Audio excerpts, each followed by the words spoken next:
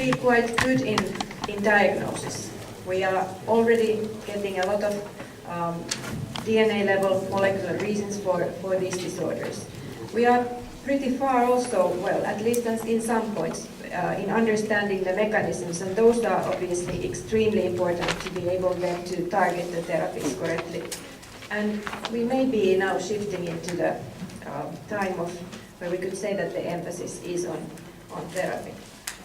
But the challenge is really, again, this picture, that we are dealing with probably hundreds of different disorders, and we are hoping to develop therapy to them, to some of them, or to all of them.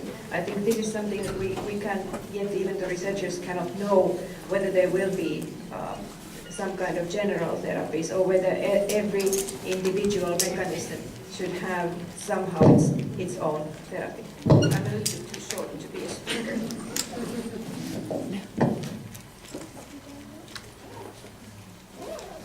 So if we think of typical therapy trials, not mitochondrial, typical patient groups are selected so that they are age and gender matched. And then then they are blinded so that the patients don't know what they get, and the study group doesn't know what they are giving to the patients, so that the placebo effect can be taken into account. But if we now talk about mitochondrial disorders, there are very many other aspects that we have to consider. We have to look at, probably we should collect similar kind of manifestations. There's a lot of therapy trials done up to this date, where we have been collecting different mitochondrial disorders to one group, and this group may contain optic atrophy, cardiomyopathy, deafness, different kinds of diabetes, different kinds of mitochondrial disorders who even might have a similar kind of genetic background, but the manifestations are completely different.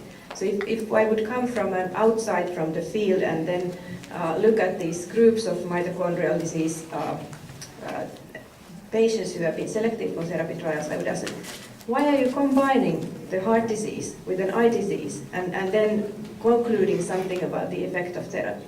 So I think this is really important that we, now when we start to understand the molecular basis of the disease, and we can really collaborate, I hope we can collaborate through international networks, that we could then select patients who actually have a similar kind of a phenotype and then compare those within the therapy trial.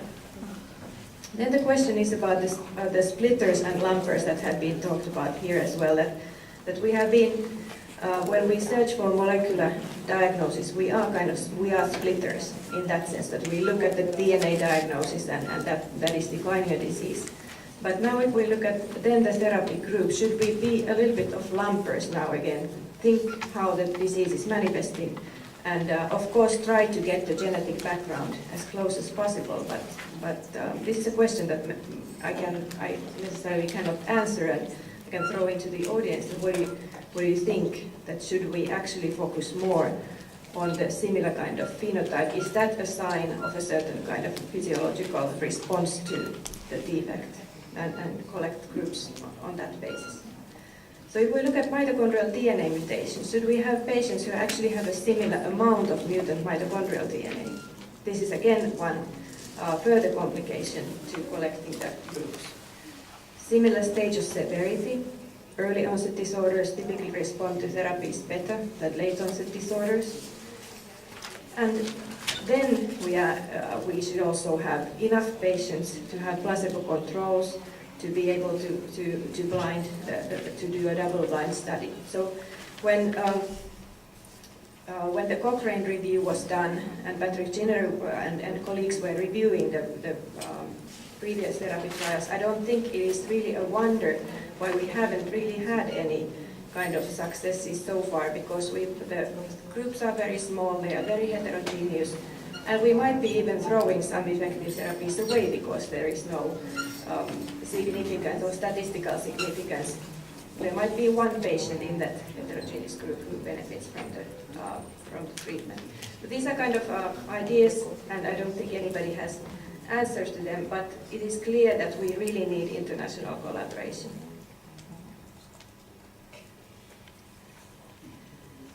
Something that there's going to be now talks after me, a great development I think is the national registries. Now when we again start to know the molecular basis of the disease, we can ask how does a typical disease which has this mutation, how does it typically develop? And we start to learn about how the disorders typically develop, and then we could use that knowledge in the therapy trials as well. And then think that is this now changing the natural course. The good side of these registries, when the data is collected in a certain format, is also that, as everybody knows, not every single doctor is like doctors in this audience. They don't know mitochondrial disorders. So if there is a certain format, certain system how data is collected, we can actually get data from many more patients in a similar kind of a format. And again, this is useful for then collecting patients for therapy trials. And then if we have these national registries, if they are, for example, in similar format or close to similar format in different countries, if I have in Finland a few patients I'm interested in, and I know that Michelangelo has patients in his registry, I could contact, and when I know that the registries are built the same way, I could contact and say that we have this therapy trial in mind, and we think it might be useful for your patients, would you like to join? It's much more straightforward than if you contact groups who then start to think that, well, you know, I think I had that kind of a patient a few years ago. So this kind of coordinated collection of data is really useful. There's been this kind of a group, I think we decided to call the group International Coordination Group for Mitochondrial Disease and Therapy. It got together in Bethesda a few years ago, and there were representatives of groups who are working with mitochondrial disease therapies from Europe, USA, Japan, Australia. And there was this wish that if someone really makes the effort of doing the clinical trial, which is for single research groups, it's pretty big an effort to run it even with a industry. It uses a lot of, it's not easy. That should we then prioritize these kind of therapy trials? If we have, say, 50 patients who have a certain kind of a disease, and we actually could collect this optimal kind of a therapy group, should we then think that what is the best therapy to try? From which kind of a therapy do we have most evidence that it would be most useful? Because currently it is, I mean, I'm as guilty as anybody else, and we have our own ideas in the research groups, and we think that our therapy must be the best, and we analyze it home in the lab. So if there would be this kind of a board, I don't know how you should call it, who would actually evaluate the data that has been produced and then prioritize those schemes of therapy to the therapy trials, I also think it would be useful. So far, I think the good result of this one meeting was that there is now more and more these registries being generated, and this is of course a great basis then for collaboration. As in my title, there was this term Horizon 2020, and this is really something quite remarkable that we all should think about when thinking of funding and when thinking of collaboration.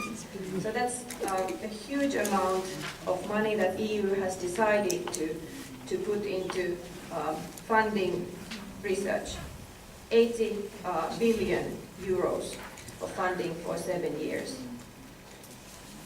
And this is really this has been decided to be put forward to promote European science, the quality of science. And there is also, I've marked it here in red, that there is the mention together in delivering innovation. So there is also this strong link with the industry that the EU wants to drive. And of course, I think we as researchers, we are kind of often, let's say that we are pure academicians easily, that when you talk about companies, that you kind of have to, you're thinking whether you are selling your soul It's not so straightforward always to start thinking about money when your mind is set into producing as objective data as possible. And it is always when you collaborate with companies, it is about money. And I'm going to come back to that also. Because that's what the companies are interested in, making profit. So the Horizon 2020 has very good topics, I think, concerning the mitochondrial field. And the general topics are, they want to promote study of mechanisms underlying disease. They want to provide, they want to support studies who want to treat and manage disease, therapy trials. And they also want to encourage development of tools, models, animal models, preclinical models. This is exactly where we currently are in mitochondrial research. Mitochondria fit very well with this rare disorders topic, which is their specific topic. Rare disorders in EU, how they define it is that it's any disease which is affecting fewer than 1 out of 2,000 in population. And if we think of different mitochondrial disorders, all of them really fall, or most of them fall into this category. But when we talk about rare disorders, then often the population or the people are thinking, well, they are rare, so what's the point of funding that? But if you take all the rare disorders together, it's a huge problem of national health. It's been evaluated that 27 to 36 million people in the EU only are suffering from rare disorders, and most of these people are lacking therapy.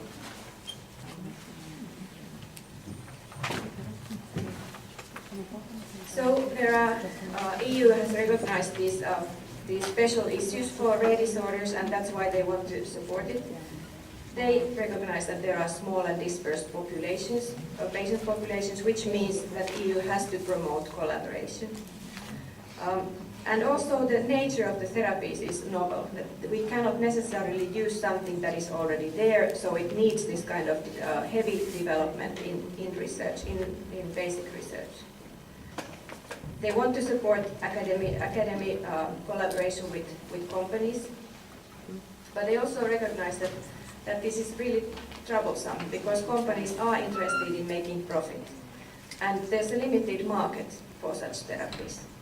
And we have already seen in the field that if there is it's really, really hard to get anybody to get interested in producing something which is already known. So if there would, for example, be a good therapy which is a vitamin, there's no profit. The companies don't want to produce them in high amount. But if they could make a small chemical modification to the vitamin and then patent it and then get the profit, then they would be interested. This is very frustrating often, and it's not only mitochondrial field who sees this, but it's also major disorders in developing countries. There are drug development for malaria, for example, is facing similar kind of problems. So we have to be good in getting the pharma interested. And I think that all the numbers of the rare disorders are very useful, but also the mitochondrial contribution to common disorders is something that is relevant. When we study something which is genetically very well defined and causes a certain kind of disorder, say cardiomyopathy or brain disease, there is very good possibility that what we find in this disorder, the physiological consequences, is somehow relevant also to common disorders. And that's something also, again, which is increasing interest. I would love to be in a kind of a situation where we find a very specific and excellent therapy which is relevant for a small group of patients, and I would have a tool which would make me, where I could take it actually forward. But currently we don't have that kind of tools. So there is this specific EU consortium which is called Rare Diseases, International Rare Diseases Research Consortium, IRDIRC. And this was launched already, 2011, and it has a very bold aim. It aims to deliver 200 new therapies for the rare disorders by the year 2020, and it also wants to find a means of diagnosis or diagnosis for most of people who have rare disorders. One has to have these kind of aims, otherwise nothing happens. The small, well, not small, but the limitation of their this collaboration is that they have to have co-funding from Europe to the member states. So in Finland, if I want to apply for IRDIR application, my government or the state funding agency, which in this case would be Academy of Finland, has to have committed to also participate in this program. And there's a lot of different programs of EU that Academy is seeing, and then there's people lobbying. So we have to be active in talking to the people who decide that these programs in EU that are very useful for us, that the states deciding people also know that they should be contributing to them.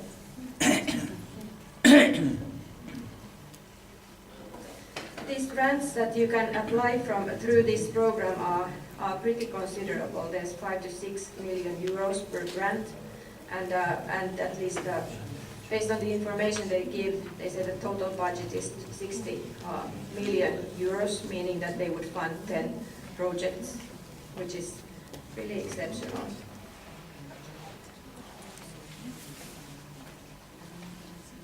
So if thinking that what kind of applications we could put together, and of course somebody has to take grab the ball and just go forward and take the coordination responsibility. We could have an animal model consortium. There's great animal models for mitochondrial disorders currently in Europe, and we could join our forces in there and then have some kind of a coordinated scheme of testing different therapies. Currently we have good collaborational networks, but not coordination of these trials. They are always researcher driven, which is of course a good way of going forward, but this would be enhancing the efficiency. We have now registries. There's also separate funding that could be supporting registries. This is something we should keep in mind. And patient trials. And of course one option is to combine patient preclinical testing, registry data, and then patient trials. That would be a huge application, but there is also a lot of money available potentially. And then there is the collaboration with industry, which we have to also, I think, seriously think about. If we want to get the drugs from basic academia to benefit the patients, we have to collaborate with the pharma industry, and there's no other option actually to take it forward. This IRDIR and Horizon 2020 application deadline, at least one of them is in October, and so you should actually go there and see the web pages. They are very informative, and keep an eye for the calls. So something I want to still say a word of patient organizations, because that's extremely important in many levels. And different countries have very different kinds of reasons why they need patient organization. In US, UMDF has a very long history, and that they are very strong, and they were generated because the patients couldn't find the physicians who know about mitochondrial disorders are working as independent physicians, and it was very hard for patients to find the physicians who would know anything about the disorders. In more centralized healthcare systems, the patients end up going to the hospitals where there are specialists, but of course it's not straightforward there either. In Scandinavian countries where we have a very socialized healthcare system, we don't have pretty much any patient organizations, because the thinking goes through the state, and the patients are they are connected with their own hospitals and they don't find each other. And this is, I'm going to say about a word about that in the next slide, but this is actually one reason, or the main reason why we decided to have, now when we organize in Finland, in Tampere, the Euromit meeting, why we decided to have a separate patient meeting to generate patient support, peer support, and to get to the patient organizations. Actually in Finland it's going to be multiple sclerosis organization and muscle disease organization who have now decided to take mitochondrial patients for their support. And they are very strong organizations, and part of the patients had already found their way there, but they were not even mentioned in the website. So this is raising awareness in Scandinavia. Raising awareness is a hugely important task of the patient organizations, because the deciding people listen to you. Facilitating funding, spreading information, especially to the patients. I think these kind of meetings are really absolutely valuable, and there should be more of them. We haven't had any in Finland so far. And also contacts to both research and pharma. The patients are the ones who benefit from the collaboration, and the organizations have a strong voice to promote that. And of course peer support, that's extremely important. So this is my last slide. As I said, we have the Euromit meeting. Conference which has been now going, this is I think the 9th time, it started in 1990, and this is now going to happen in Tampere, Finland, and this time we are going to have a parallel patient meeting, and this is the format that UMDA in the States has had all the time, for years, and we wish to use the scientists who participate in the meeting, then also to deliver talks and information to the patients. So of course you are very welcome to join. Okay, thank you.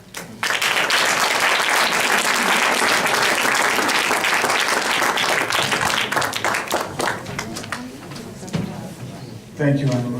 I think that you raised several important questions and issues.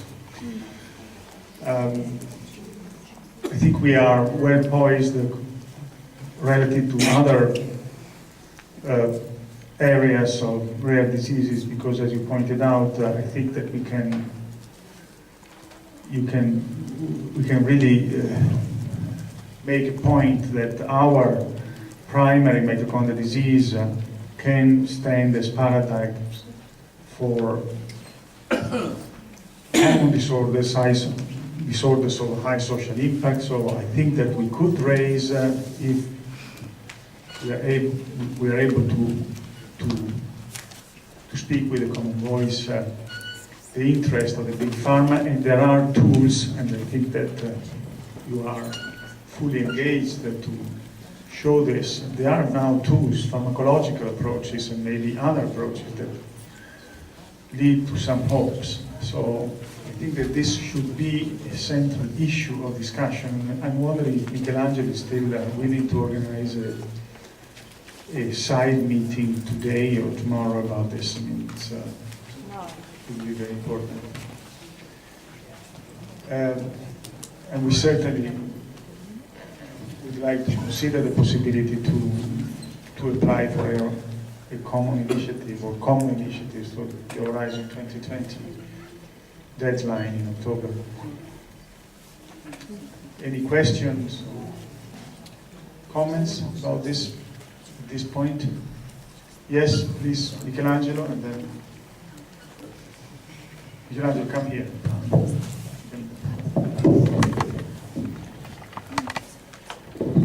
Well, we have a meeting tonight at 7 o'clock, Massimo. Yeah, you maybe didn't get the email we sent you a couple of days ago.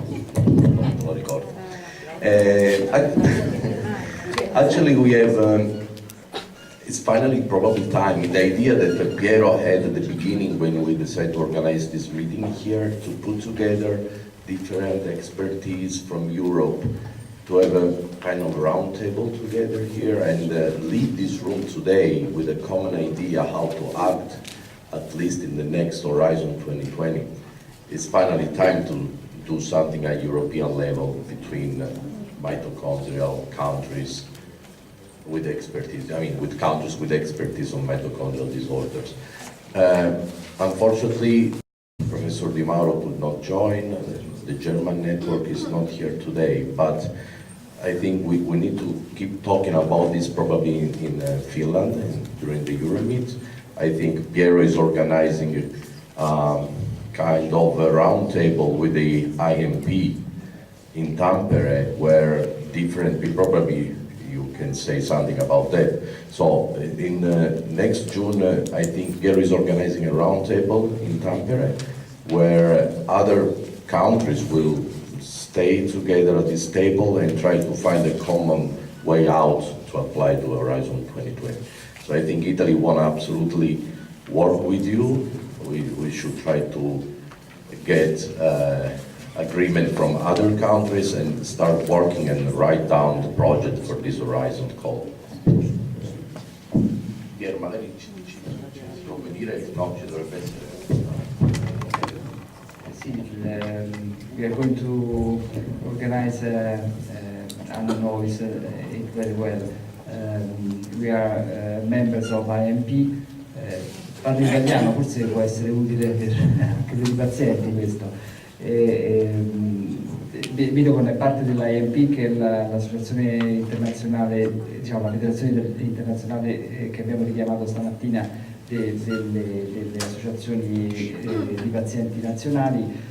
Ci vedremo anche noi a Tampere a giugno, abbiamo una sessione parallela all'interno della quale proveremo anche noi a vedere quale ruolo possono svolgere l'insieme delle associazioni di pazienti per favorire anzitutto iniziative dirette per i pazienti, perché ci sono delle linee di finanziamento ad hoc per le cose che interessano specificamente le associazioni di pazienti, ma poi anche, se non soprattutto, supportare i network di ricerca scientifica sull'argomento.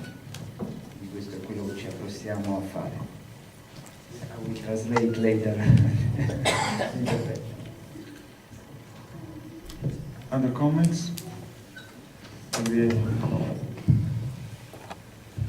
You said that in some instances we can be also lumpers in dealing with mitochondrial disorders in order to find any effective treatments or approach to treat these diseases. But I think that one of the problems is that we don't have biomarkers confident enough to be used to find the possibility to monitor this disease and to evaluate the efficacy of treatments. What about these conclusions, and what do you think? Comments on that? I think it's a very important question of what is the readout of an effect of a therapy and how to monitor that. And the traditional golden standard pathway has been very invasive, to take a muscle biopsy and then see what the defect, if the defect has changed. But I think the metabolomics approaches, so that we would look at many biomarkers at the same time, not necessarily each one of them being specific for mitochondrial disorders, but there are patterns that the patients clearly share. And then you could ask how that is changing. They are something that we have to still get more experience about. So we have to probably combine the traditional ways. But it's an excellent question. You have to, when you start to treat, you have to then know what you measure. And if it's a chronic disease with long history, just muscle performance, for example, is not necessarily sensitive enough at all. So we have to have these molecular markers to follow up. Okay, you have a question, Valerio? Question, comment. Do you think, all of you that the double-blind placebo-controlled trials are always the only way to go, because recruitment of rare patients with dramatic disorders which are evolving, I think about Leber's, but Lee syndrome could be the same, it would probably be a big problem in convincing people of being in the placebo group. Do you have any opinion about that? Well, there are ways of going around that, but I think one probable option is to do first a small open label pilot, or have the patients as controls for themselves. But then the problem is that when do you know that the drug has been washed out properly, and so first being in placebo or randomized for placebo and treatment. So there are ways of doing that, but one possibility to look at that is to do first a kind of a limited trial and then expand it if there is any suggestion for benefit. Yeah, we had a long discussion on this about Leber's, because we do have trials now ongoing. And another possibility is that you run trials comparing two drugs, so you could actually give an opportunity of being in some ways treated or attempted to be treated in any ways, and you don't leave the patients completely alone with the disease. But it's a real issue. I think there are examples in the history which show that they have to be placebo controlled, because there are features, there are symptoms that or signs that can be thought to be as a kind of a sign of mitochondrial disorder, like neuropathy for dichloroacetate, and that wouldn't have been picked otherwise than do a blinded. No, I completely agree, and I co-signed the authorship of a paper that I think we all signed, saying that it's not time to lower the level of the quality of the trials, but at the same time, the experience we had with Leber's is that it's going to be extremely difficult with just one drug, apply this to the acute cases, and the other issue is that frequently you need a long-standing open-label trial to understand when the drug will be actually giving the maximal effect, if there is any, and if you go too short or you don't experiment different doses and so on, you get wrong in designing the big trial, and the big trial is very expensive, so you're going to waste your money. So there are many discussions around that. Okay, thank you, Anu, very much. And,